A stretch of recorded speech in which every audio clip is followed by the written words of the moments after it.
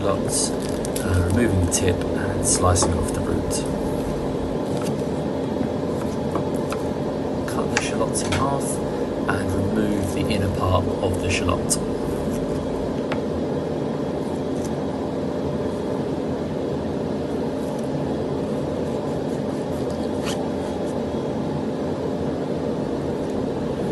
Once they're peeled, separate them into 2 or 3 layers, allowing us to get a thinner dice on the shallots and makes them a lot more easier to dice.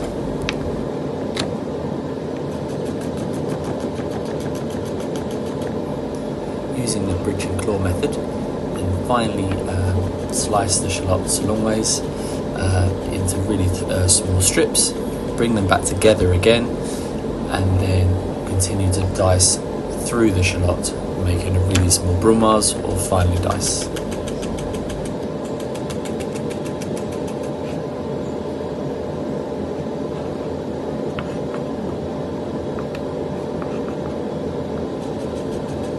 that is how to thinly dice a shallot like a pro.